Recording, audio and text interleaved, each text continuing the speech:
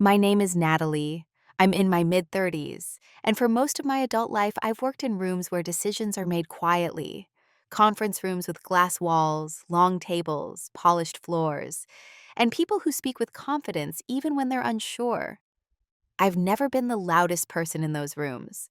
I've never tried to be. People usually describe me as steady, dependable, or my least favorite word, low maintenance. The kind of person who doesn't cause friction. The kind of person who will stay late, fix the details, and let others take the meeting. For a long time, I thought that was a compliment. I thought being underestimated was a kind of protection. If you'd asked my coworkers who I was back then, they might have said I was supportive, helpful, quietly competent. What they wouldn't have said is that I was ambitious or observant or deeply aware of how power actually moves when no one is posturing. I learned early that when you don't announce yourself, people tell you things.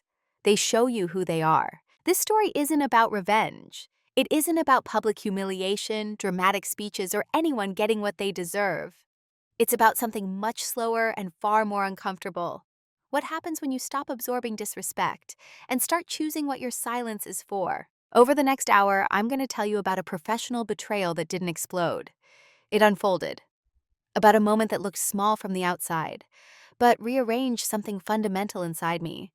About how being invisible can be a role assigned to you, and how quietly stepping out of that role can change the entire structure around you. There are parts of this story that will sound familiar if you've ever been the one doing the work, while someone else enjoyed the recognition.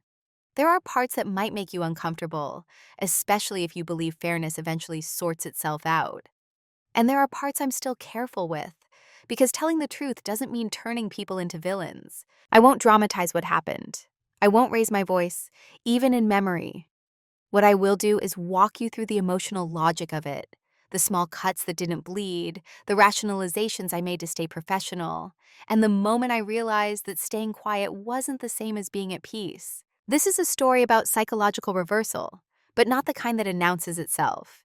It's about choosing dignity over noise, precision over reaction, and timing over impulse. It's about what changes when you stop asking to be seen and start deciding what you'll allow. If you've ever looked back on a moment and thought, I should have noticed that sooner, this story is for you. Before we begin, let me ask you something gently. Have you ever stayed silent, not because you agreed, but because you believed speaking up would cost you more than it was worth? To them, I was reliable. That was the word that followed my name most often, sometimes spoken aloud, sometimes implied in the way work landed on my desk without discussion. Reliable meant I would finish the deck before the deadline. Reliable meant the numbers would be clean, the story would make sense, and nothing would embarrass the team in front of a client. Reliable meant I didn't need supervision. It also meant I wasn't invited into certain conversations. In meetings, I was the person people turned toward when they needed confirmation, not direction. If someone said, "We'll need data to back that up," eyes would flick briefly in my direction, then move on, not because they doubted me, but because they assumed I'd handle it, quietly, off stage. I didn't resent this at first. In fact, I built my identity around it. There's a strange comfort in being useful without being visible. You don't have to perform. You don't have to fight for airtime. You just have to deliver. And I did. I was often the first one in and the last one out. Not out of martyrdom, but because I liked precision. I liked knowing that if a slide held together under pressure, it was because I had tested every assumption myself. I liked being prepared. What I didn't like, though I didn't admit this for a long time, was how easily my presence could be erased without anyone feeling dishonest about it. When people spoke about the team, they weren't lying. When they said we, they meant it. But inside that we, there were gradients of visibility. Some people represented the work, others supported it.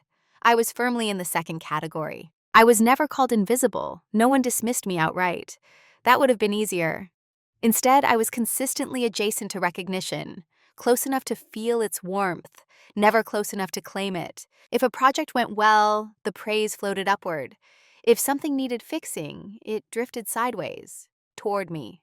I became fluent in the language of quiet corrections, the late-night email clarifying a metric, the early morning revision to a slide narrative, the subtle reframe that made someone else's argument land more cleanly. People trusted me. That was real. But trust, I learned, is not the same thing as acknowledgement. Looking back, I can see how neatly the role fit me. I wasn't confrontational. I didn't interrupt. I believed that consistency would eventually speak louder than confidence. I believed that if you did excellent work long enough, the right people would notice. And maybe they did, just not in the way I expected. Because being noticed doesn't always mean being named. At the time, I told myself a story that I preferred substance over spotlight, that ego politics were beneath me, that my value wasn't dependent on who stood at the front of the room. All of that was partially true, but it also allowed something else to continue unchecked. I didn't correct assumptions about ownership. I didn't insist on being introduced as the lead, even when I was. I didn't challenge the narrative when my work was described as supporting material. I told myself I was being professional, mature, strategic. What I didn't realize was that, to them, I wasn't choosing humility. I was confirming a role they had already assigned me. And once a role like that hardens, it becomes invisible not just to others but to you. The first time it happened, I almost missed it. Not because it was subtle in action, but because it was subtle in tone. No raised voices, no tension in the room. Just a small, almost polite misalignment between effort and acknowledgement. We were preparing for a quarterly board review, one of those presentations where every slide is rehearsed, every sentence trimmed. I'd been leading the analysis for weeks. Late nights, early mornings, cross-checking assumptions, rebuilding models when the story didn't quite hold. I knew the material so well that I could have recited it without looking at the screen. On the morning of the meeting, I opened the shared deck to do one last pass. That's when I saw it. The title slide had been updated overnight. Clean typography, neutral background, and a single name beneath the project title. His, not mine, not ours, just his. For a moment, I assumed it was a formatting mistake, something done in a rush. I scrolled through the rest of the deck, expecting to see my name elsewhere. It wasn't. I checked the version history. The change had been deliberate. I felt a small, sharp pause inside my chest. Not anger, not even surprise. More like confusion. The kind that asks, did I misunderstand the rules of this room? He was my teammate, technically my peer, though he spoke with the ease of someone used to being listened to. He had presented before. He was good at it, charismatic in a controlled way. The kind of person who could make a conclusion feel inevitable, even when it was carefully constructed. I told myself there was probably a reason. Maybe the board preferred a single point of contact. Maybe it was temporary.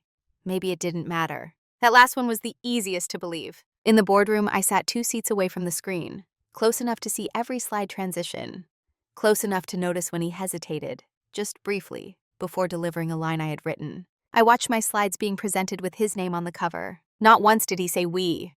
Not once did he gesture toward me. He didn't lie. He also didn't clarify. No one asked. The board nodded, took notes, and asked questions. When a question got technical, he answered confidently, or turned slightly toward me, repeating my response in his own words. I didn't interrupt. I didn't correct him. I told myself this wasn't the moment, that professionalism meant restraint, that making it awkward would reflect poorly on me, not him. After the meeting, people congratulated him. Compliments passed like currency. Great work. Strong narrative. Very clear. He smiled, thanked them, then turned to me and said casually, "Nice job on the data." It wasn't malicious, that was the problem. If it had been cruel, I could have named it. If it had been loud, I could have confronted it.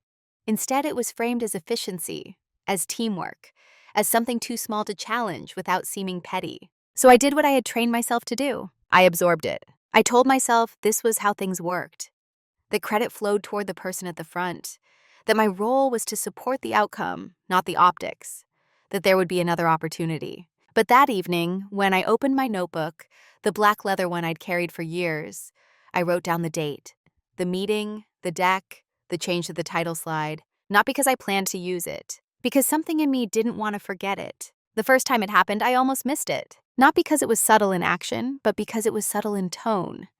No raised voices, no tension in the room, just a small, almost polite misalignment between effort and acknowledgement. We were preparing for a quarterly board review, one of those presentations where every slide is rehearsed, every sentence trimmed. I had been leading the analysis for weeks. Late nights, early mornings, cross-checking assumptions, rebuilding models when the story didn't quite hold. I knew the material so well that I could have recited it without looking at the screen. On the morning of the meeting, I opened the shared deck to do one last pass. That's when I saw it. The title slide had been updated overnight, clean typography, neutral background, and a single name beneath the project title. His. Not mine, not ours, just his. For a moment, I assumed it was a formatting mistake, something done in a rush. I scrolled through the rest of the deck, expecting to see my name elsewhere. It wasn't. I checked the version history. The change had been deliberate. I felt a small, sharp pause inside my chest. Not anger, not even surprise, more like confusion, the kind that asks, did I misunderstand the rules of this room? He was my teammate, technically my peer, though he spoke with the ease of someone used to being listened to. He had presented before. He was good at it, charismatic in a controlled way, the kind of person who could make a conclusion feel inevitable, even when it was carefully constructed. I told myself there was probably a reason. Maybe the board preferred a single point of contact. Maybe it was temporary. Maybe it didn't matter. That last one was the easiest to believe. In the boardroom, I sat 2 seats away from the screen, close enough to see every slide transition, close enough to notice when he hesitated, just briefly, before delivering a line I had written. I watched my slides being presented with his name on the cover. Not once did he say we. Not once did he gesture toward me. He didn't lie. He also didn't clarify. No one asked.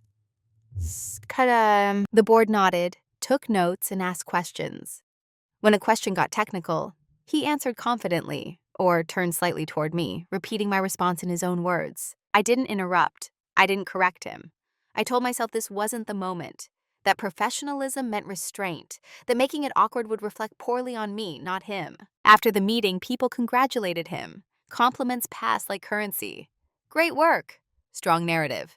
Very clear. He smiled, thanked them, then turned to me and said casually, "Nice job on the data." It wasn't malicious, that was the problem. If it had been cruel, I could have named it.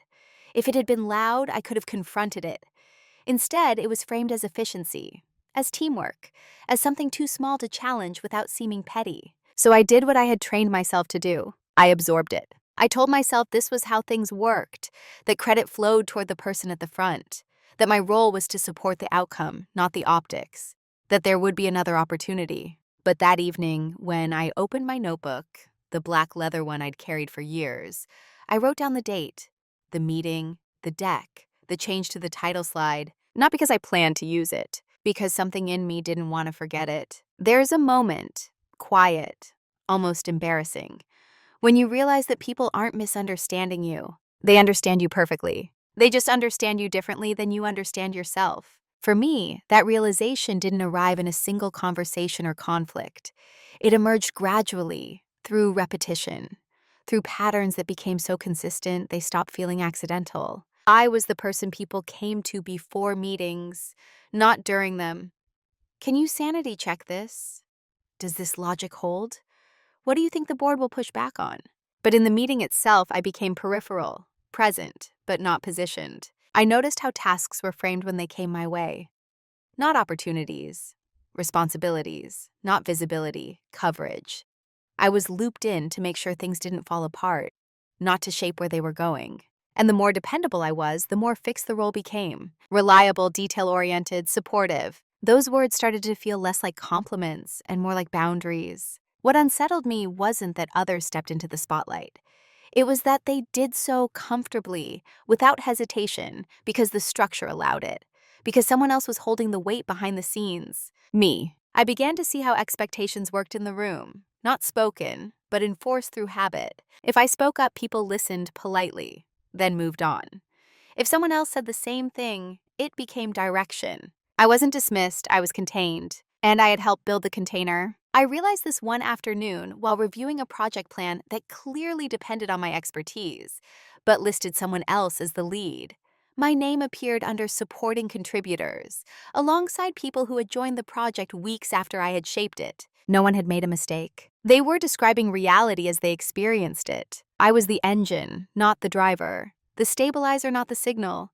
The person who ensured success, not the one associated with it. And the most uncomfortable truth was this: I had accepted the assignment without ever signing anything, because it came with safety. When you're useful but invisible, you're rarely challenged, rarely blamed, rarely scrutinized. You don't have to defend your ideas publicly because they aren't publicly yours. That safety had felt like wisdom, but it came at a cost I hadn't fully acknowledged. I wasn't being developed for leadership. I was being preserved for reliability. People didn't ask me where I wanted to go. They asked me how quickly I could get things done. My growth conversations became operational, not aspirational. And slowly, my internal dialogue shifted from, what do I want to build? How do I avoid disrupting what already works? That's when I understood the role I had been given. Not the rising star, not the visionary, not even the challenger. I was the infrastructure. Essential, unseen, expected to hold. And infrastructures aren't celebrated when they function. They're only noticed when they fail. I didn't feel angry when I realized this. I felt clear. Because clarity, unlike resentment, doesn't rush you. It just tells you the truth and waits to see what you'll do with it. The shift didn't happen during a confrontation. There was no argument, no raised eyebrow, no email that crossed a line so clearly it demanded a response. It happened on a Tuesday afternoon, quietly, in a way that almost felt anticlimactic. I was sitting alone in a small conference room, the kind no one books unless everything else is full. The lights were too bright. The air conditioner hummed unevenly. On the table in front of me was a printed draft of another presentation, one I had built from the ground up. This time I wasn't even surprised to see my name missing. That was the moment, not when credit was taken, not when my work was reframed. But when I noticed, I felt nothing. No tightening in my chest, no internal debate, no urge to explain or justify, just a flat, unmistakable awareness. This is how it works here. And once I named that truth, something loosened. I stopped asking myself whether this instance was bad enough to matter. I stopped replaying conversations, searching for a version where I could have spoken differently. I stopped framing my silence as patience. Instead, I asked a quieter, more dangerous question. If nothing changes, what does this lead to? I imagined myself 2 years later. Same role, same praise, same invisible authorship. I imagined mentoring someone younger, more outspoken, watching them be elevated faster, not because they were better, but because they were louder. For the first time, I didn't feel bitter about that image. I felt detached. And detachment, I would later realize, is where power quietly begins. That afternoon, I made a small decision that looked insignificant from the outside. I didn't announce it. I didn't change my behavior dramatically. I simply stopped volunteering context that wasn't requested. In meetings, I answered what was asked. No more, no less. In emails, I documented clearly and concisely, without softening language. I stopped anticipating needs that hadn't been articulated, not out of spite, out of accuracy. I also did something else, something even quieter. I started paying attention, not to how people spoke, but to what they assumed. Who was expected to lead? Who was allowed to hesitate? Whose mistakes were framed as learning, and whose were framed as inconvenience? I noticed that the same people who spoke most confidently also took the least personal risk, that they relied heavily on certainty borrowed from others, that my work had become a kind of scaffolding they didn't even see anymore. And for the first time, I didn't feel compelled to protect that structure. That was the internal change. No confrontation, no declaration, just a shift from endurance to choice. I realized that silence could mean two very different things. One kind of silence absorbs, the other observes. Up until that day, mine had been the first. After that Tuesday afternoon, it became the second. I didn't know yet what I was going to do with what I was noticing. I wasn't planning an exit or a reckoning. I wasn't angry enough for that. But I was no longer asleep. And once that happens, you don't rush. You wait. You watch. You let the truth finish revealing itself. When silence is no longer automatic, it changes texture. Before, mine had been reactive, something I defaulted to in order to keep things smooth. Now it was deliberate, measured, chosen. From the outside, nothing looked different. I was still calm in meetings, still responsive, still by all visible standards, cooperative. That's why no one noticed the shift right away. They mistook restraint for compliance. But internally, I had stopped cushioning other people's certainty. I no longer rushed to fill gaps when someone overstated their understanding. I let pauses stretch. I let assumptions sit where they were made. And something interesting happened. People began to expose the limits of what they actually knew. In meetings, a colleague would present a conclusion without the underlying logic. Before, I would have gently reinforced it, adding context, supplying rationale, making it robust. Now, I stayed quiet. The conclusion stood alone, fragile. No one blamed them immediately, but questions started landing harder. Follow-ups grew more specific. The room shifted its weight. I wasn't orchestrating this, I was simply no longer compensating. At first, the team interpreted my silence as agreement, then as deference, then subtly as absence. They continued as if the scaffolding was still there, unaware it had been withdrawn. That misunderstanding gave me time. I used that time to refine how I showed up. I spoke when it mattered. I didn't over-explain. When I contributed, it was precise, impossible to misattribute without effort. I also started putting my name on things. Not loudly, not defensively, just accurately. A slide footer, a version note, a follow-up email summarizing decisions, clearly attributed. No accusations, no corrections, just records. Some people noticed and adjusted, others didn't. The ones who didn't were the most revealing. They continued to operate as though my silence meant consent, as though my lack of interruption meant endorsement, as though I would always be there to stabilize outcomes without being acknowledged. They were wrong, but I didn't rush to correct them. Because when people misread your silence as weakness, they show you exactly how far they're willing to go. And I wanted to see that. I also noticed something else, something quieter, more personal. I felt lighter, not empowered in a dramatic sense, just unburdened. I no longer carried the emotional labor of smoothing over inequity in real time. I no longer had to decide, moment by moment, whether speaking up was worth it. I had already decided. My silence wasn't protecting them anymore. It was protecting my clarity. I didn't know yet where this would lead. I wasn't plotting an outcome. I was simply letting patterns complete themselves without my intervention. And patterns, when left uninterrupted, tend to reveal their consequences. Others still underestimated me. That was fine. Underestimation creates space. What they didn't see was that I had shifted from being inside the system to observing it from a slight distance, close enough to understand it, far enough not to be absorbed by it. Silence had stopped being a reflex. It had become a position. While they were adjusting to the version of me they thought they understood, I was doing something else entirely. Preparing, not in the dramatic sense. I wasn't scheming or setting traps. I wasn't waiting for a moment to expose anyone. What I was doing was far less visible and far more consequential. I started documenting everything, not obsessively, methodically. Every deck I authored, every model I built, every narrative arc I shaped before it was polished by someone else's voice. I kept versions, timestamps, emails where direction was clarified, messages where decisions were confirmed. Not to weaponize them, but to understand the full scope of what I actually contributed. Because for years, I had internalized a minimized version of my own impact. I knew I worked hard, but I hadn't traced how central my work had become to outcomes others were claiming. Seeing it laid out chronologically changed something. I wasn't a support function. I was a through line. I also began learning things no one had encouraged me to learn before. Not technical skills, I already had those, but contextual ones. How contracts were structured, how client relationships were owned, how senior leadership evaluated value. When promotions and exits were discussed behind closed doors, I paid attention to who had direct access to who spoke for the team externally, whose name was associated with continuity. And I noticed something critical. Many of the relationships the firm depended on were functionally anchored to me, even if my name wasn't the one on the slide. Clients emailed me directly when things got complicated. External partners asked for my input before final decisions. When something needed to be explained carefully, my manager would say, "Let Natalie take a look." That pattern had existed for a long time. No one had ever named it, including me. I also noticed how casually others assumed this access was transferable. Those relationships could simply be handed off. That trust was portable. It isn't. Trust accumulates quietly, through consistency and clarity.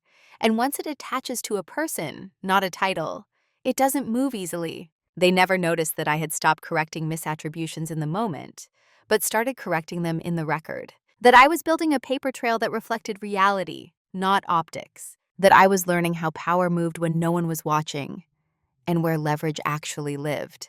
They never noticed because they were comfortable. Comfortable people don't audit their assumptions. And they certainly don't imagine that the person they've categorized as reliable infrastructure is quietly mapping the system they rely on. I wasn't planning a confrontation. I was preparing for optionality. Because the most dangerous position to be in is one where your value is high, but your agency is low. I was quietly correcting that imbalance, not by asking for permission, by understanding exactly what I could choose when the time came. The realization didn't arrive with excitement. There was no rush of adrenaline, no sense of triumph, just a calm, almost sobering clarity. It happened late one evening as I reviewed a thread of emails. Nothing dramatic, just a routine exchange with a long-term client. They were asking for confirmation on a strategic direction. Not from my manager, not from the person who usually presented, from me. As I scrolled back through the history, I saw it clearly.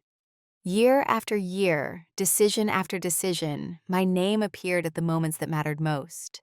When things were uncertain, when the stakes were high, when trust was required. That's when it clicked. The leverage wasn't hidden in documents or policies.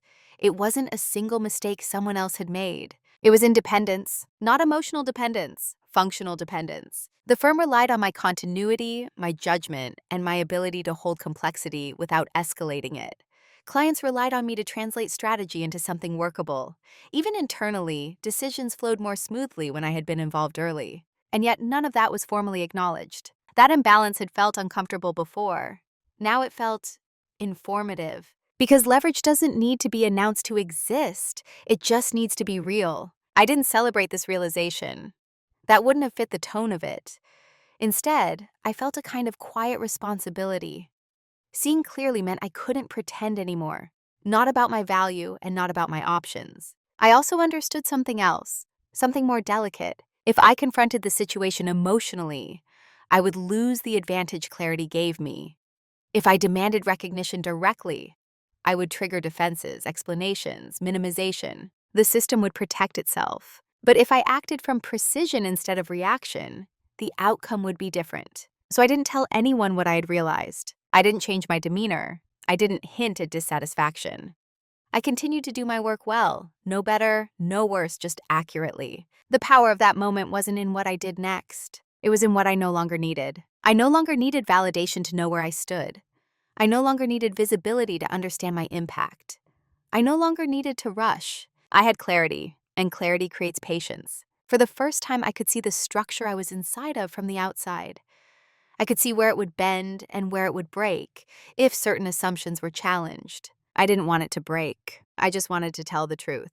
And once you see leverage for what it is, you don't feel loud about it. You feel calm. Once you see clearly, indecision stops feeling like caution. It starts to feel like avoidance. I didn't rush into action after that realization. I gave myself time, not to hesitate, but to consider. There were several paths open to me, and each one would lead to a different kind of consequence. I could confront the situation directly, ask for recognition, request a formal change in role. That path promised clarity, but also conflict. It would force people to defend past behavior, to explain intentions, to rewrite narratives they had grown comfortable with. I could stay, continue as I was, now with full awareness, use my leverage quietly to secure stability, influence decisions from behind the scenes, and accept the trade-off between power and visibility. Or I could choose something more irreversible, a choice that wouldn't rely on convincing anyone of my worth. I laid these options out carefully, not as fantasies, but as realities. I thought about timing, about energy, about what kind of self-respect each path required. What stopped me from choosing the first option wasn't fear, it was inefficiency.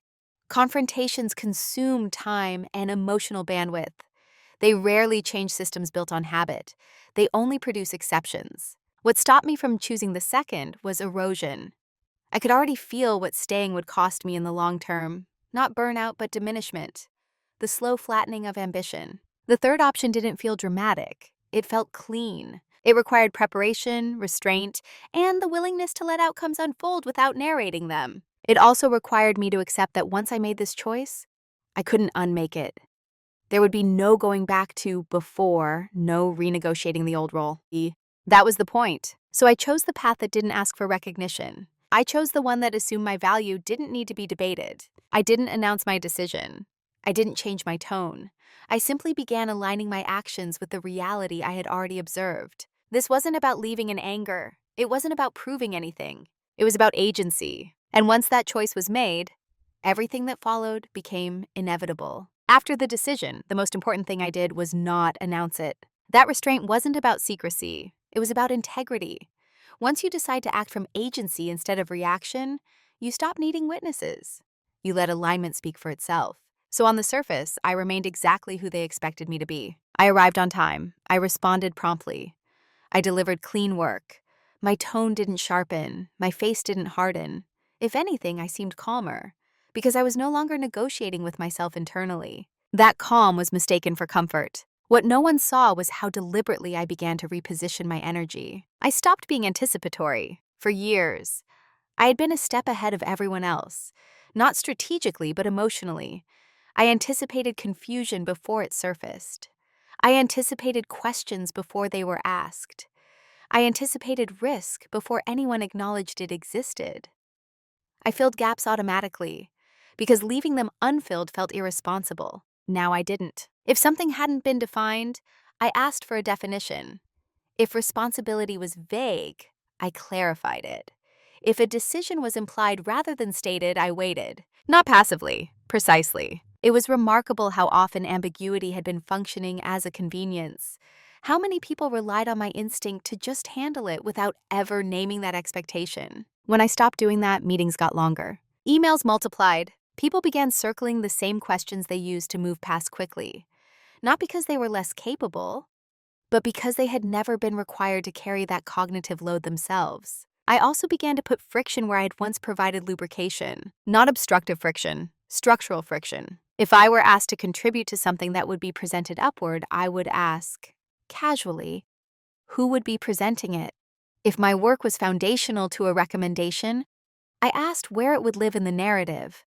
If timelines were aggressive, I asked what assumptions they were based on. These weren't challenges, they were clarifications. But clarifications have consequences, because once something is clarified, it becomes owned, and ownership changes behavior. I also stopped shielding people from the natural weight of their choices. Before, if someone overpromised, I compensated quietly.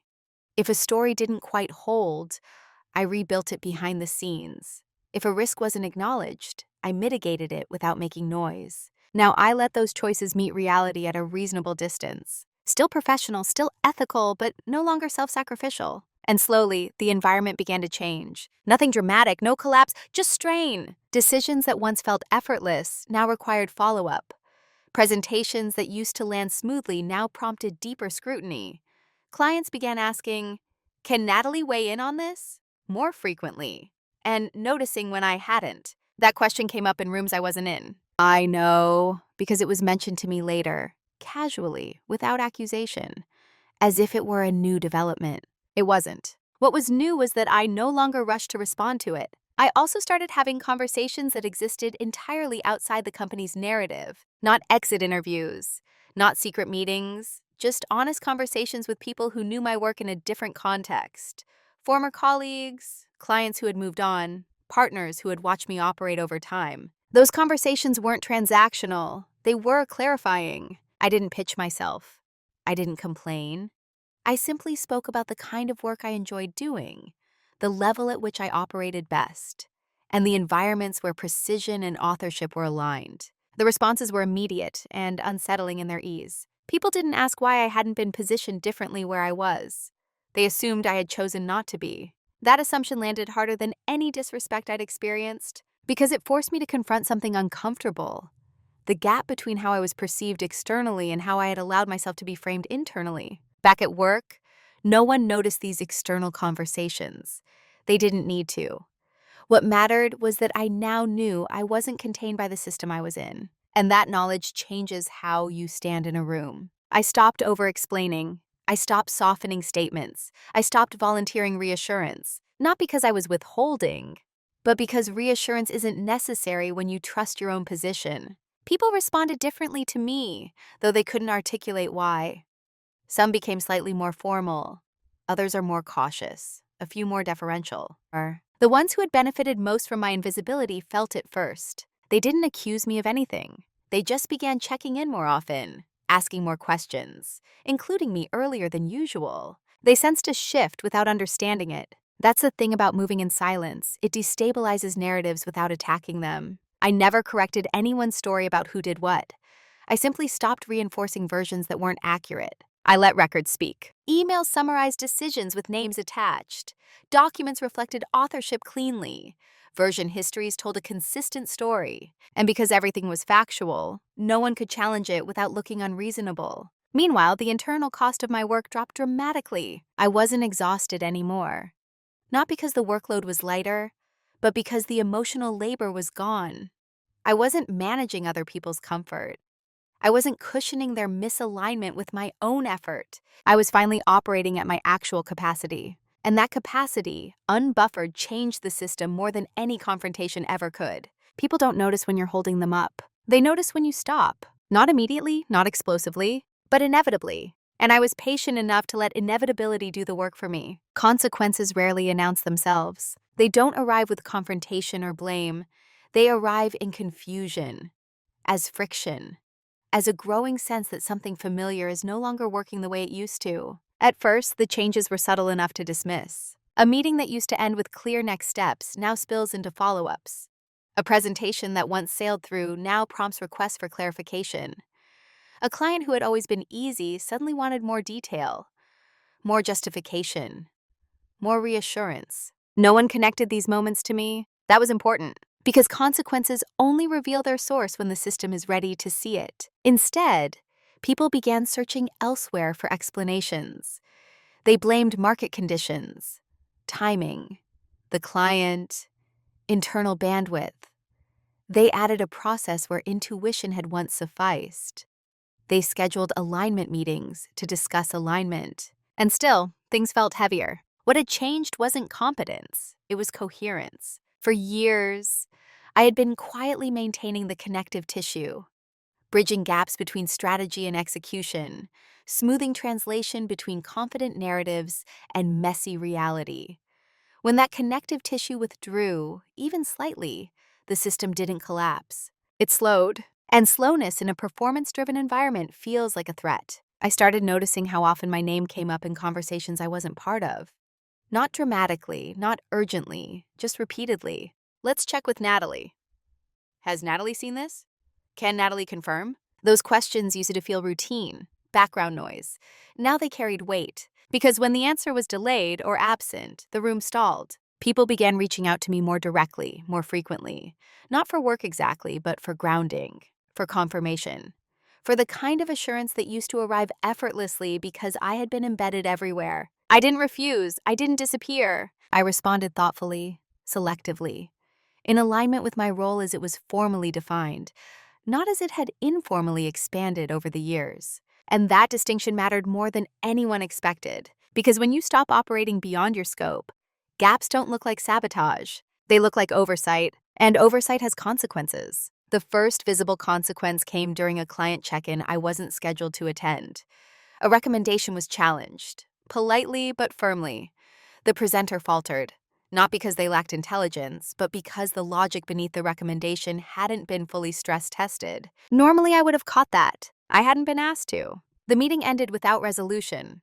Another session was scheduled. The timeline slipped. No one was blamed, but discomfort lingered. Afterward, someone messaged me, "Hey, quick question. What's your take on that client concern?" I answered honestly, calmly, with precision. The response came back a few minutes later. "That makes sense. We should have looped you in earlier." Should have. That phrase started appearing more often, not as an apology, as a realization. Internally, leadership began asking why things that used to move smoothly now required extra effort. Why narratives feel less airtight.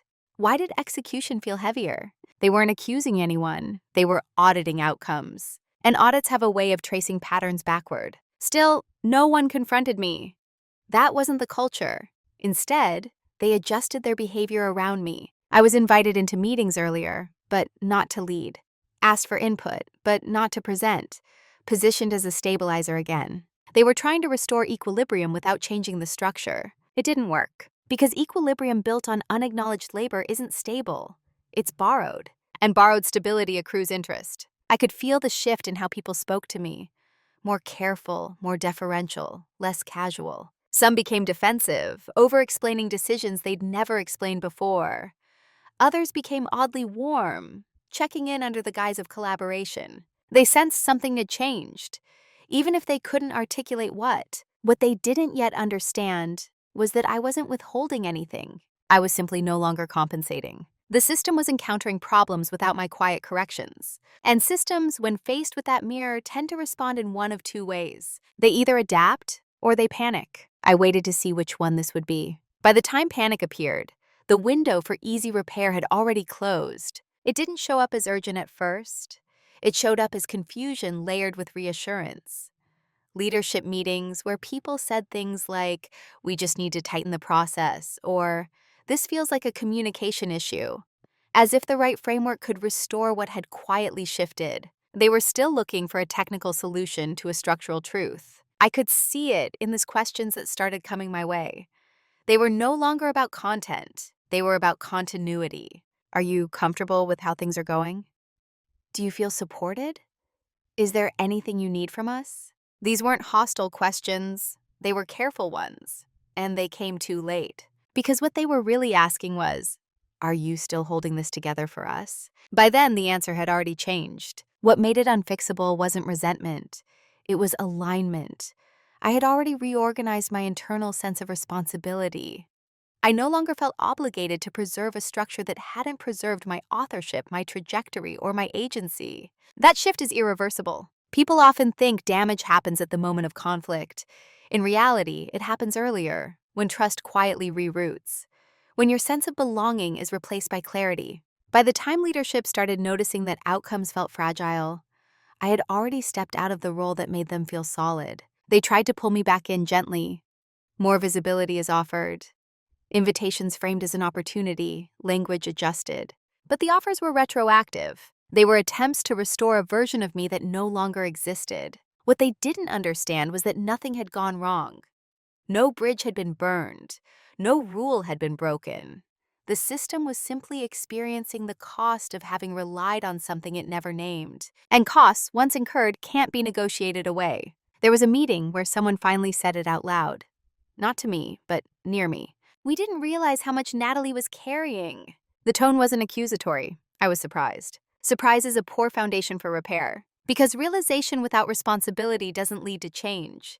It leads to regret, and regret doesn't reverse momentum. By then, the momentum had already shifted, quietly, decisively. Not away from them in anger, but towards something else entirely. They were trying to fix the past. I was already living in the next chapter. The conversation, when it finally happened, was almost disappointingly calm. No closed-door ambush. No raised voices.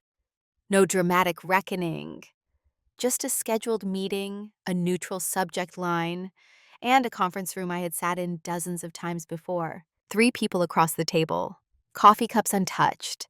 Laptops opened, then slowly closed as they realized this wasn't going to be a tactical discussion. They spoke first. They thanked me for my consistency, for my commitment, for everything I'd contributed over the years. The language was careful, respectful, slightly formal, as if they were afraid of saying the wrong thing too late. Then came the acknowledgement. They admitted they hadn't fully seen how much responsibility I had been carrying, that certain dynamics had evolved unintentionally, that credit and visibility hadn't always aligned with contribution. No one defended themselves. No one blamed anyone else. That, more than anything, confirmed what I already knew. This wasn't about intent. It had been. When it was my turn to speak, I didn't correct them. I didn't list examples. I didn't recount the moments that had led here. I simply told the truth, cleanly, without heat. I said I had done good work there. I respected many of the people I worked with, that I didn't feel angry or wronged. I also said that I had outgrown the role as it existed, that my sense of authorship, trajectory, and responsibility no longer matched the structure I was inside of, that the gap wasn't something a title change or a new presentation slot would resolve. They listened closely. One of them nodded slowly, as if assembling a puzzle whose picture was finally clear. They asked if there was anything they could do to change my mind. I paused, not for effect but to be accurate. Then I said no, not because I wanted to punish anyone, but because the clarity that had brought me here wasn't fragile.